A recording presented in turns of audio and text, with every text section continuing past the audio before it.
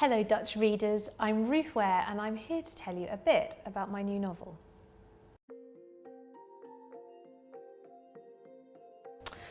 Well, The Lying Game is about 4 women who went to boarding school together on the south coast of England. When my editor originally wrote the blurb for the book, she described it as an exclusive boarding school, but I said, no, it's very important, it's a second-rate boarding school. So they went to boarding school together and they were expelled for reasons you don't immediately find out. But 17 years later, the one remaining girl who still lives down there sends the other 3 a text saying just, I need you. And they drop everything in their lives. My main character, Isa, picks up her newborn baby and they hot-foot it down to Salton, the village where they went to school, to find something that has resurfaced from their past and which spells disaster for all of them. Well, it's a very good question. In a weird kind of way, The Lying Game sort of loops back to my first book, In a Dark, Dark Wood. So when In a Dark, Dark Wood came out, one of the first reviews said that it did for female friendship what Gone Girl did for marriage. Now, obviously, if you've read Gone Girl, you'll know it centres on a pretty toxic marital dynamic.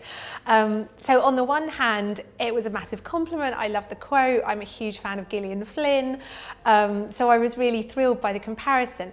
But on the other, I immediately felt incredibly guilty about all of my amazing female friends who've got me through some really tough times in my life. You know, they've really been there for me. So my second book, The Women in Cabin 10, was about something completely different. It was murder on a cruise ship, and it was just not the right time to go back to that material. But when I came to write my third book, The Lying Game, I thought, right, this is a chance for me to set the record straight, to tell people how amazing female friendship is, how supportive women are to each other, how women would walk through fire for their best friends.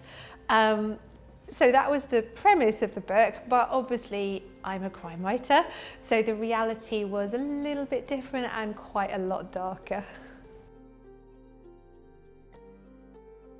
I find it really hard to pin down the kind of cultural inspirations for a book. For me, things that are much more obvious are the places that inspired it, or the kind of the dynamics in my own life that I can see I'm sort of thinking through. But in terms of, specifically in terms of books and films, I guess the biggest influence on The Lying Game is probably things like I Know What You Did Last Summer and those kind of teen horror movies, which I love. I'm a massive kind of fan of that genre. But it always seems to me that the terrible thing that emerges from the past in those films, it usually comes back to bite the protagonists quite quickly. And I was interested in exploring what might happen when someone's past came back to haunt them, but much later on, when they've got a family, a career, a whole kind of edifice of deception resting on this thing that they did, when basically they've got a hell of a lot more to lose. So that was the kind of the kicking off point for The Lying Game, was someone who's done something in their past that is about to come back to haunt them, but it's from a really, really long time ago when they've got a lot to lose. I find this question so hard to answer. I think one reason is that when I'm watching films and TV shows, I don't tend to look at who the people are unless they're like, you know, mega famous, like Nicole Kidman, I think is recognisable wherever she's in.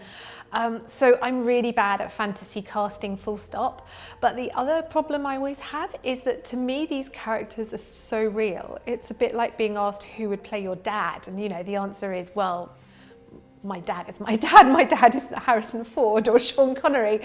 So basically the answer is, I don't know.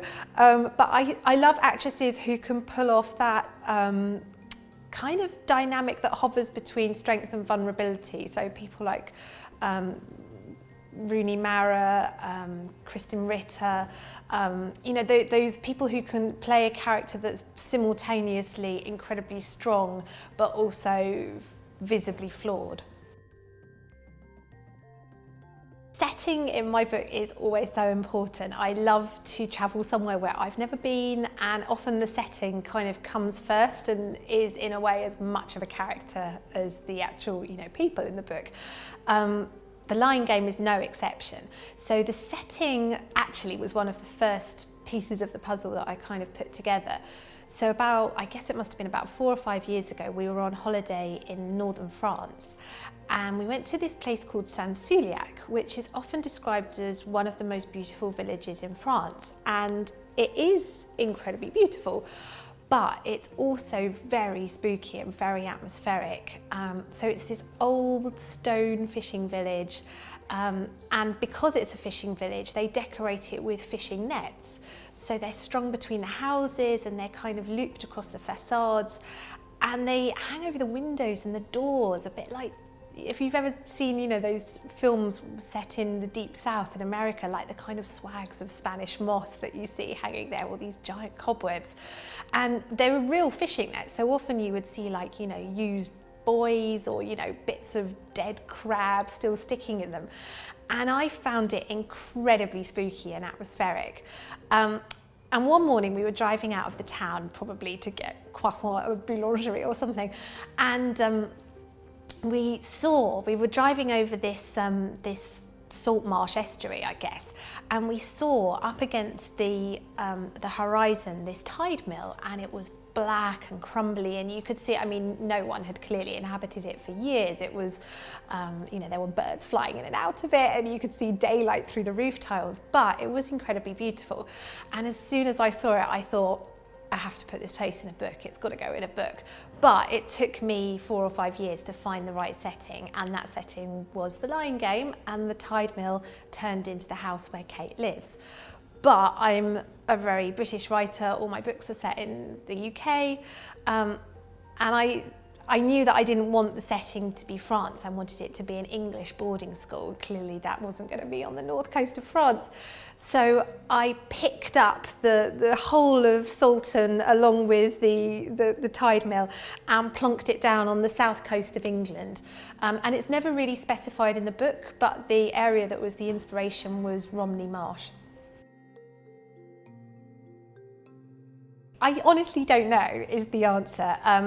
I guess part of it is I'm naturally a very kind of guilt-prone person. I'm one of those people that wakes up in the middle of the night and starts thinking about, you know, all the things I might have said wrong during the day, all the people I might have offended, or, you know, that thing I did when I was 10 years old and, you know, wasn't as nice as I could have been to that girl in my class. That sort of thing still haunts me.